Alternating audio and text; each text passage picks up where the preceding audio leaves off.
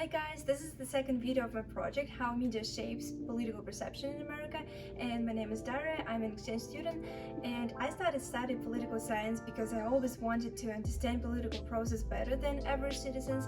So today I'm going to ask students with the same major about media power and how it affects people's views. So let's get started.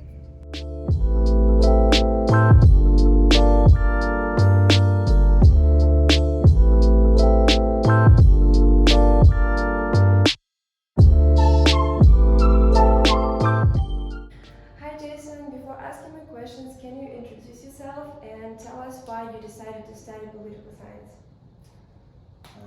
Jason, I guess I want to learn the problems of the world and I guess potential solutions, trying to understand how we got to where we are and where we're going moving forward. Oh wow, it sounds like a big mission.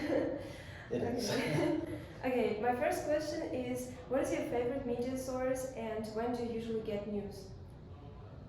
Well, I use different news apps, so it's a collection of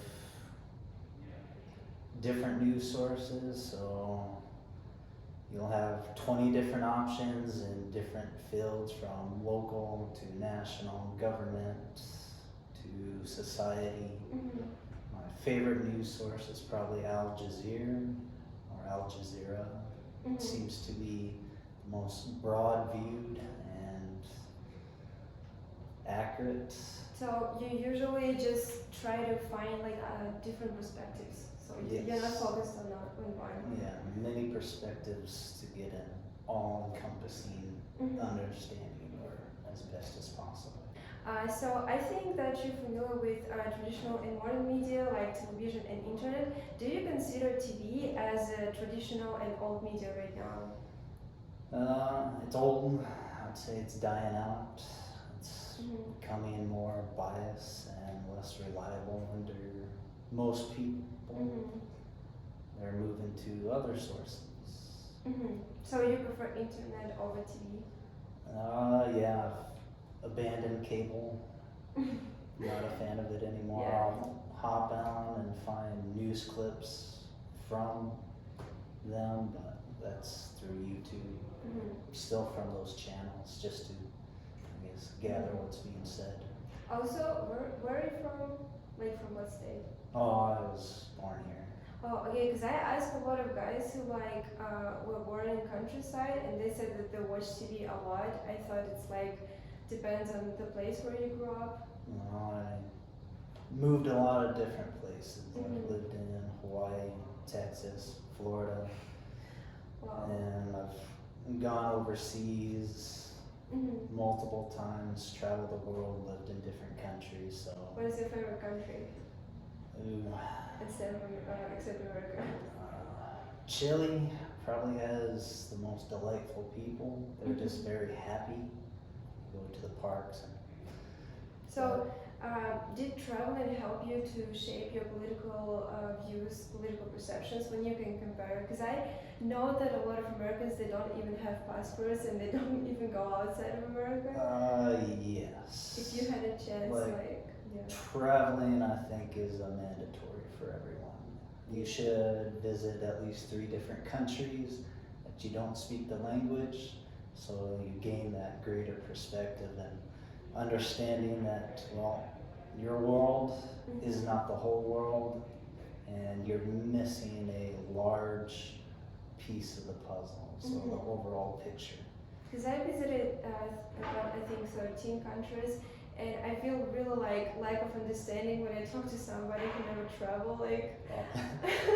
It's a lack. You can't communicate because there's not that door that's been opened. Mm-hmm. Okay. Next question: do you find your political perception as the most popular, or do you prefer following unpopular points of view? I tend to be on the unpopular side. I butt heads with whatever's common. How it's unpopular? You mean like, can you share what branch or like what views you follow? What is unpopular?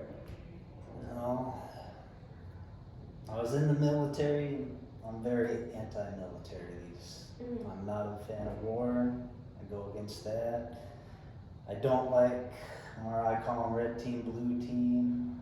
So Republicans, Democrats. Mhm. I look at economics. Like I understand, or the way I view China is a lot different than most people in this country. Mhm. Yeah, I Because was in China. yeah, It's really different how it's like shows in media and how it's really yeah, it's like super different. Yeah, I was in Beijing, so it's like the center of traditions. It's not super progressive city, so you just when you see reality, it is really like different. yeah. Okay, you just mentioned about two-party system, Democrats, Republicans. So when Americans complain about two-party system, I always want to say that it is better than only one. So I personally never realized how it can be like a huge problem. So how do you think? What do people want when they say that current system is bad and not efficient? Oh, they see it as a problem, but they also see it as a solution. Like we have libertarians, independents, the Mhm. Green Party, but in most people's heads, they're not viable Mhm. candidates. So Mhm. they want to vote for different, but I don't know, they're just kind of beat into submission that my guy will lose, so I will vote towards the closest person. Mhm. And it's just a false sense of choice, is how I see the Mhm. two parties. It's more like who's been there for decades, and so it's the establishment versus the newcomers, or Mhm. like that was the whole Trump thing. He was an outsider and he went to war with the established Republicans. Bernie Sanders, he has been in Congress, but he went to war with the Democrats. He lost. Trump won. Mhm. But majority of people, like if you look at statistics, are going more and more independent. They're not signing up for Republicans and Yeah. Democrats. So people are thinking differently, but they haven't changed their voting yet. They're still voting their old ways, but their Mhm. minds are adapting to a more independent way of thinking. Yeah, because some people think when you vote like for the third party, this vote goes nowhere because you just losing your vote.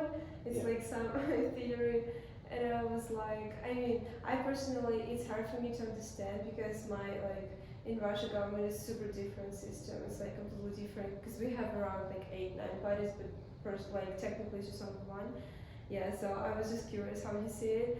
Okay, can you remember some events in the US history when media presented some event in the wrong way and you knew that 100% that is the wrong way?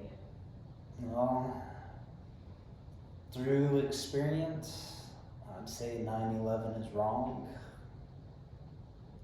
That's a big moment.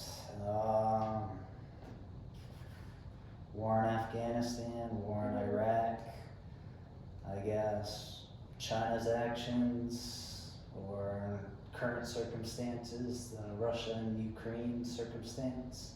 Mhm. They don't explain more in-depth history to background, so they don't go back, say 10 years that led up to a point, Mhm. or why a country's doing a certain thing.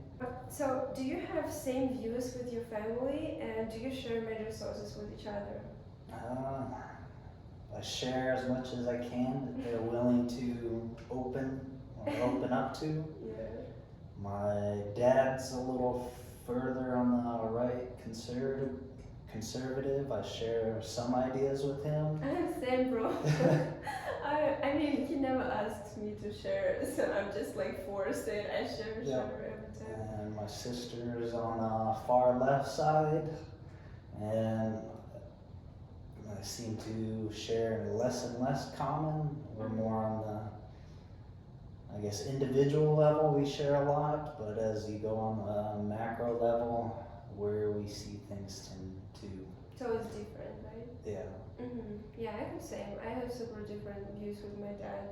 too. What do you think about YouTube today? Is it still independent and free media as it was, or it is already under someone's control? It's definitely changed.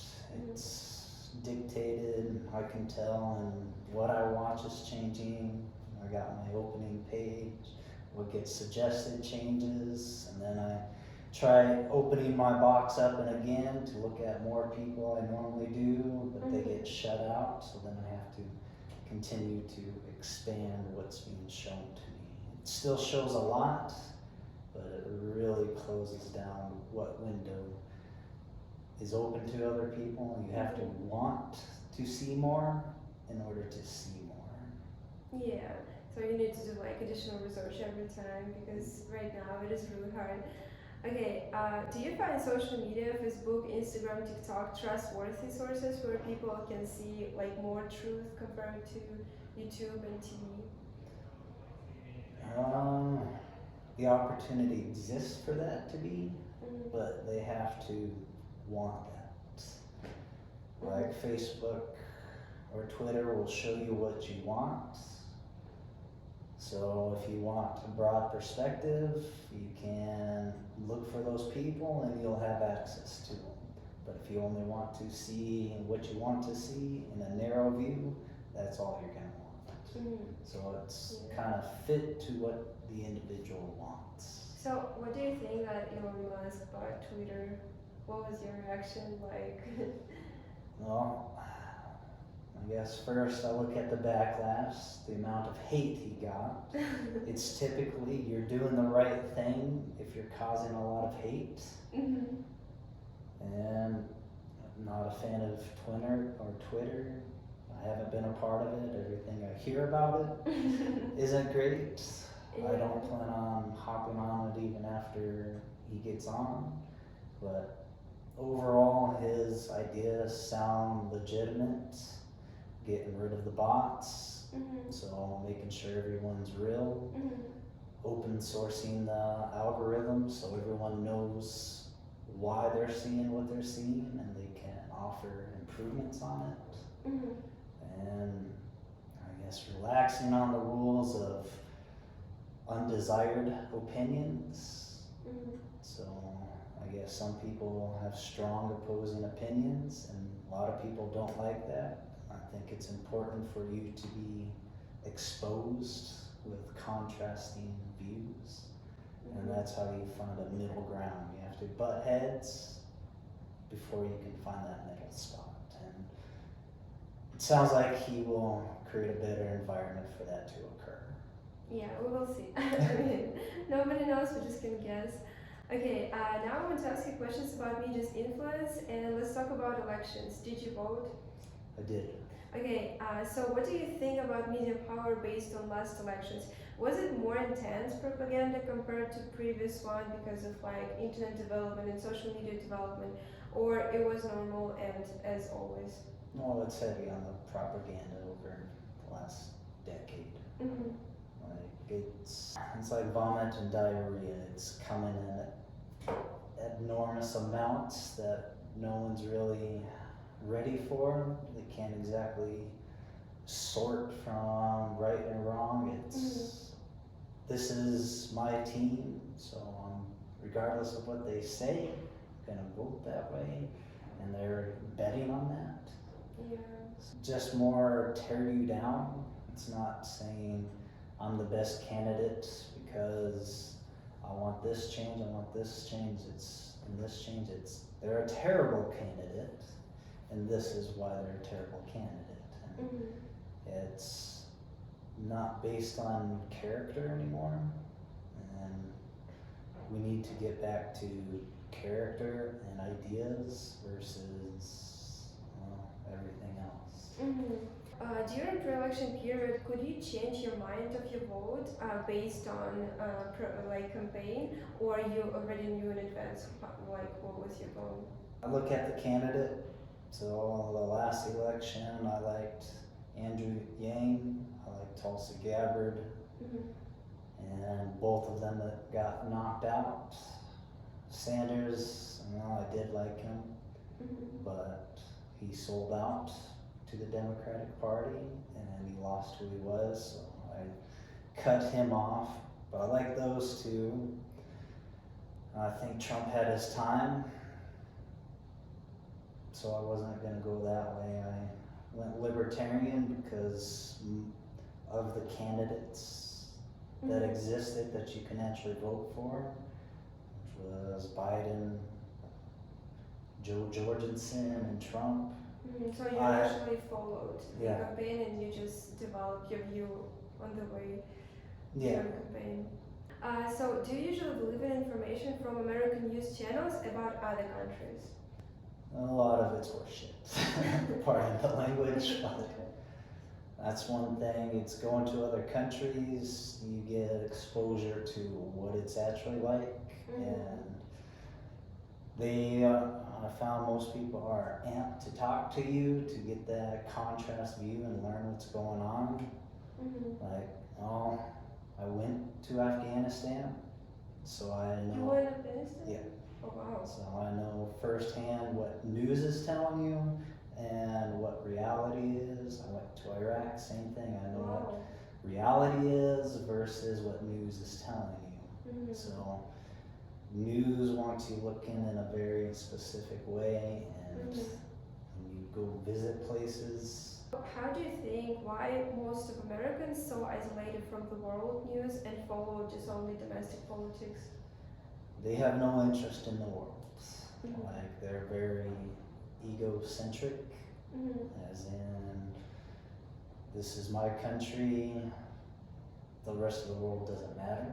Isn't the reason that America is so strongly economically military, so they don't even care what is going on? I would say that's a big part of it, because it's so big they don't have to care. Where I learned about Japan, and they have a U.S. military base, and if you talk to the Japanese, they don't like that American base there. They've protested multiple times to get it out, but in the U.S., you're never going to hear locals' opinions on military bases, and it is because a lot of it's because it's too big and too big of a force to have to matter. I know that this question will not be relevant for apolitical people, but since you study political science, let me ask you this. So do you try to surround yourself people with the same political views as yours, or it doesn't matter? I like that pushback. I've developed the mindset of being wrong is good. It's when you have the ability to learn. So someone who thinks differently or sees the world differently, I actually sit down, pipe up, and listen to where they're coming from, because their experience gets them to reach a certain conclusion, and I don't want to deny a person's experience. So I want to understand. You don't live in a bubble of saying echo chambers, when you just live in one bubble and you just think that all people think as your friends. Yeah. So you said about seeing world differently. I'm gonna ask you about celebrities, artists, and musicians. So if you follow somebody, it can be any celebrity, and some events happens and they just have completely different view, would you stop to follow them and follow their musics, or you separate it? People think differently, and that's important. And I guess if I ever think I'm in the right, I need to have the best argument against opposing person. So if it's a celebrity and they come out with a certain way, if they're wrong, I need to understand why they are. If they're right, I need to understand why I am wrong. And having that contrast isn't something to cut cords to, but to understand what the difference is between them and where I'm at. Yeah, because right now in my country, because of current views, a lot of celebrities, they just kept silence and just cancel culture happened. And some people banned, we will not never listen to them again. So I was curious how it's here. What is your attitude towards art? It should be independent and separate? No, comedy's probably the big thing that's being, I guess, attacked or canceled. Yeah. Like comedy is supposed to be one of those things that are left untouched. It's supposed to be, I can say things because I'm supposed to be provocative and get you to think and to get you to feel. And the more you close that down, the more we're kind of going in a terrible direction. Like, it's not hard to cut that cord, just don't listen to them, and that's perfectly fine. There's comedians, artists I don't or see eye to eye with, and well, they're free to express what they want to express. I just don't have to participate in that, and I think that's an important thing that people need to embrace versus they're bad, let's get rid of them. I don't agree with them, I'm not going to pay attention to. Yeah, okay. That was all. Thank you so much. I was really glad to have interview with you. I liked it. Thank you.